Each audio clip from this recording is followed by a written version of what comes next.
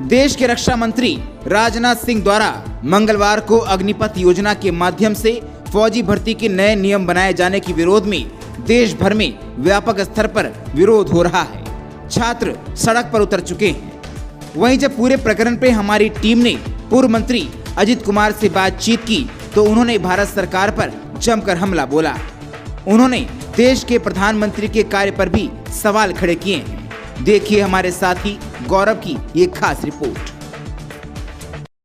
Army के जो छात्र जो तैयारी करते थे, अग्निपथ नियम आए बीते दिन जो रक्षा मंत्री ने नियम लाया, उसके बाद छात्र लगातार आंदोलन कर रहे हैं, सड़क पर उतर रहे हैं और सरकारी जो सामग्री है उसको कहीं ना कहीं क्षति पहुंच रहा है। पूर्व मंत्री हैं, पूरे प्रकरण को कैसे वर्णित करिएगा?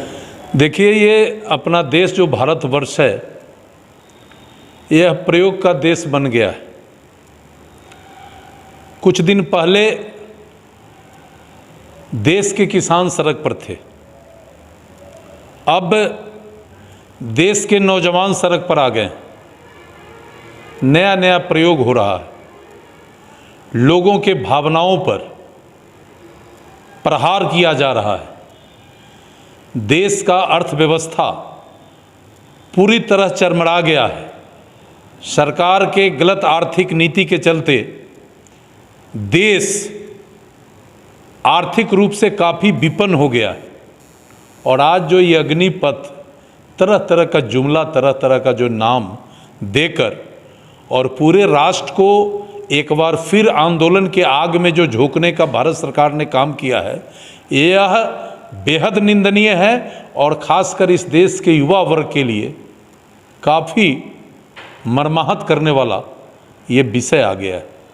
हम पूछते हैं कि जिस विद्यार्थी को, जिस नौजवान को आप 2 साल पहले, 3 साल पहले फौज में बहाली के नाम पर परीक्षा लिया, फिजिकल कराया, मेडिकल कराया, और आज 3 साल के बाद आप कह रहे हैं कि वो जो भी चयन की प्रक्रिया थी उसको रद्द किया जाता है।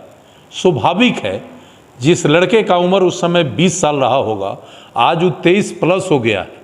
जबकि फौज में बहाली का एक समय सीमा लड़कों के लिए निर्धारित किया गया है कि 18 से 23 होगा या 18 से 21 होगा। और सारे नौजवान जो तैयार थे कि अब हम फौज में जाने वाले हैं, और उनको आप ये कह के घर बैठा दिए कि नहीं साहब, अब भारत सरकार ने फौज में नया रूल, नया कानून, नया सिस्टम डेवलप करने जा रही है। बेहद दुर्भाग्यपूर्ण है। और मोदी जी इस देश को सत्यानाश कर देंगे। जिस तरह से ये डे टू डे नया नया प्रयोग कर रहे हैं, जो भी हमारा सरकारी क्षेत्र का उपक्रम था, सबको निजी क्षेत्र में आप ले जा रहे हो। हर जगह रोजगार का अवसर धीरे धीरे समाप्त हो रहा है।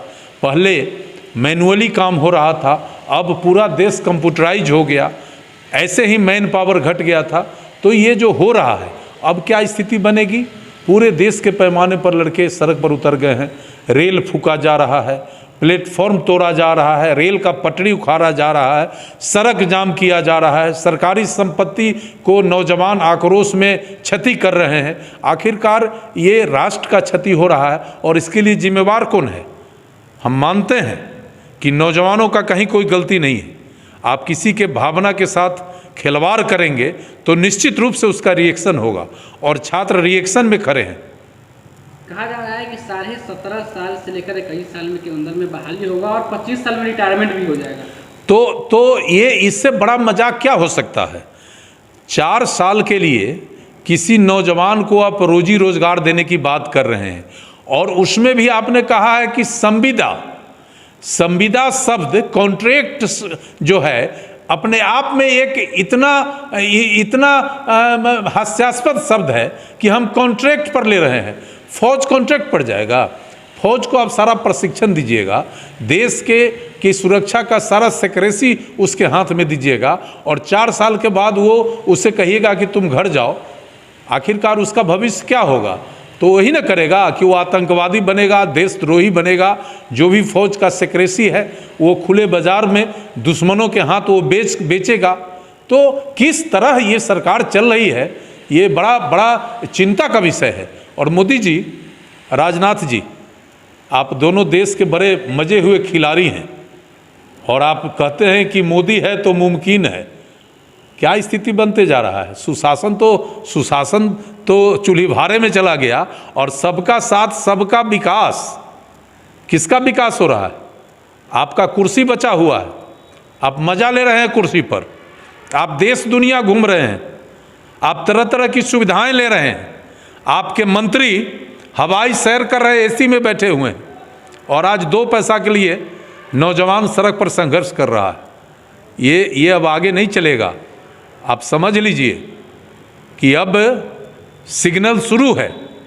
जहां हम बैठे हैं, 2 दिन पहले आपका 8 वर्षों का जो उपलब्धि इस सरकार का है, जनता के बीच में परोसने के लिए देश भर के बिहार से जुड़े मंत्री और बिहार के सारे आपके पार्टी के लोग, आपके सरकार के लोग हाजिर थे, और मंच पे जितने लोग थे उससे कम श्रोता थे।